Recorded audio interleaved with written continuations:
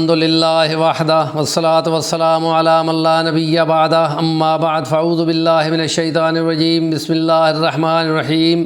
ثانی اثنین اذ ہما فی الغار اذ یقول لصاحبہ لا تحزن ان اللہ معنا وقال اللہ تعالی فی مقام اخری رضی اللہ عنہم ورضوا عنہ وقال اللہ تعالی فی مقام اخری الیوم اکملت لکم دینکم اتممت علیکم نعمتی رضیت لکم الاسلام دینا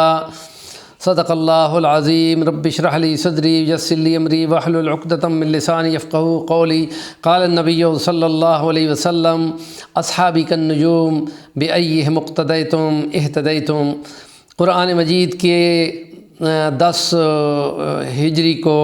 نبی پاک صلی اللہ علیہ وسلم نے خطبہ حجۃ الوداع دیا۔ اس موقع پہ آیت اتری الیوم اکملت لکم دینکم۔ یہودی کہنے لگے کہ یہ وہ آیات ہیں جس کے لیے ہم ترستے رہے، اے مسلمانوں تمہارے لیے تو آج تو بڑا دن تھا، عید مناتے۔ ہم مسلمانوں نے ان کو جواب دیا کہ بالکل جی عید ہی نہیں ہے، بڑی عید ہے۔ اور اس آیت کو اترنے کے بعد نبی کریم صلی اللہ علیہ وسلم پر یہ معلوم ہو گیا، صحابہ کو آپ نے جمع کروایا اور نبی کریم صلی اللہ علیہ وسلم سب صحابہ میں تشریف لائے۔ تو آپ یہ بولتے ہیں کہ اس نے اللہ کے بندے نے اللہ کے پاس جانا پسند کر لیا، تو بس یہ سن کر یہ آیت کہ الیوم اکملت لکم اتر گئی ہے تو ابوبکر صدیق نے زار و قطار رونا شروع کر دیا۔ صحابہ حیران ہوتے تھے کہ ابوبکر صدیق کو کیا ہو گیا ہے، تو نبی کریم صلی اللہ علیہ وسلم اور صحابہ ان کو منع کرتے وہ نہ رہتے۔ وہ سمجھ چکے تھے کہ مشن نبی کا مکمل ہو گیا ہے، تو اب اس نے جانا ہے، اور اپنی زبان اطہر سے وہ کہہ گئے ہیں کہ اللہ کے بندے نے اللہ کے پاس جانا پسند کر لیا۔ تو اب یہ رفاقت کے سلسلے ہیں تو اس پہ ان کو رونا ہوا اور وہ نہ سمجھ سکے۔ نبی پاک صلی اللہ علیہ وسلم نے فرمایا کہ ابوبکر صدیق کو کچھ نہ کہو، تمام لوگوں کے تمام اصحاب کے میں نے حق ادا کر دیے ہیں، ابوبکر صدیق کی وہ شان ہے کہ میں اس کا حق ادا نہیں کر سکا، اللہ پاک اس کو اس کا اجر دے گا۔ اور یہ بنو تمیم کے قبیلے سے تعلق رکھتے تھے، جو 7ویں پشت پر نبی کریم صلی اللہ علیہ وسلم کے قریش بنی ہاشم سے جا کر رشتہ ملتا ہے، اور یہ سب سے پہلے نبی کے صحابی ہیں جو آپ پر بغیر ثبوت مانگے کلمہ پڑھ گئے تھے اور ساری زندگی ساتھ نبھایا اور تمام جنگوں میں بھی ساتھ رہے۔ تو غار ثور میں نبی پاک صلی اللہ علیہ وسلم کے ساتھ تھے، اور آپ ہی کی رہنمائی میں ان 2 میں سے دوسرا یہ کہہ رہا تھا۔ تو جس وقت اس نے اپنے ساتھی کو کہا کہ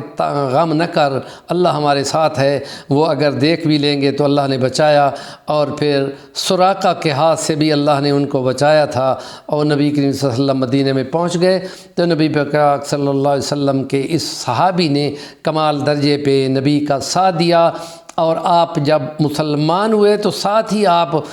کے ساتھ آنے والوں میں 4-5 وہ بڑے نام ہیں جو 10 مباشرہ میں بھی شامل ہیں، اور وہ بڑی شخصیتیں ہیں جنہوں نے اسلام کے لیے کام آنا بہت زیادہ فائدہ ہوا۔ تو اس لیے حضرت ابوبکر صدیق نے یہ مختلف کاموں پر نبی پاک صلی اللہ علیہ وسلم، یہ اماں عائشہ کے والد محترم ہیں، نبی پاک صلی اللہ علیہ وسلم کے سسر ہیں، اور ابوبکر صدیق نبی پاک صلی اللہ علیہ وسلم کے بعد کہ جانشین بنتے ہیں، اور ابو بکر صدیق نے اس وقت رونا بند نہ کیا۔ تو نبی پاک نے فرمایا کہ اچھا اس کو کچھ نہ کہو، اس کے بڑے حق ہیں، اور پھر فرمایا کہ تم لوگوں کا میرے ساتھ تو اب حوض کوثر پہ بندھا ہوا ہے معاملہ، وہاں آئیں گے، وہاں سے تمہاری ہماری ملاقات ہوگی۔ اور یہ واقعات ہیں، نبی پاک صلی اللہ علیہ وسلم وہاں پر 3 دن کے اندر سخت تکلیف میں رہ کر تشریح، اور جس وقت کہتے ہیں کہ نبی پاک صلی اللہ علیہ وسلم یہ چاہتے ہیں کہ صحابہ انتظار میں ہیں کہ نماز پڑھائی جائے، تو نبی پاک صلی اللہ علیہ وسلم ان کو کہلواتے ہیں کہ ابوبکر صدیق کو کہو کہ نماز پڑھائے۔ پھر ان کو کہا گیا کہ نماز پڑھائے۔ نبی پاک صلی اللہ علیہ وسلم کی زوجہ اطہر اماں عائشہ کہتی ہیں کہ یا رسول اللہ وہ دل کے کمزور ہیں، وہ یہ برداشت نہیں کر سکیں گے، تو آپ نے فرمایا کہ ابوبکر صدیق کو کہو کہ جا کے نماز پڑھائے۔ اور جس وقت ابوبکر صدیق کو فاروق اعظم آگے گئے تھے، ان کو کہا کہ ان کو کہو کہ وہ ہٹیں، پیچھے جائیں، اور ابوبکر صدیق کو کھڑا کرو۔ ابوبکر صدیق نماز کے لیے کھڑے ہوئے، تو نبی پاک صلی اللہ علیہ وسلم نے وہاں پہ حضرت علی اور حضرت ابن عباس کے کندھوں پہ سہارا لیتے ہوئے وہاں پہنچے اور آپ کو بائیں طرف بٹھا دیا گیا۔ ابو بکر صدیق تھوڑا سا پیچھے ہٹے تو آپ نے ان کو روکا کہ ادھر ہی رکو، اور پھر یوں ہوا کہ نبی پاک صلی اللہ علیہ وسلم بھی بیٹھے نماز پڑھا رہے تھے، ابو بکر صدیق ان کے تھوڑا سا پیچھے تھے اور باقی اصحاب بھی پیچھے تھے، اور یوں نماز انہوں نے ادا کی، اور نبی پاک صلی اللہ علیہ وسلم وہاں سے اپنے حجرے مبارک میں واپس تشریف لائے۔ دنوں کے اندر آپ وفات پائے۔ نبی پاک صلی اللہ علیہ وسلم کی اس مشکل میں صحابہ حیران پریشان تھے۔ ابو بکر صدیق تشریف لائے تو انہوں نے فرمایا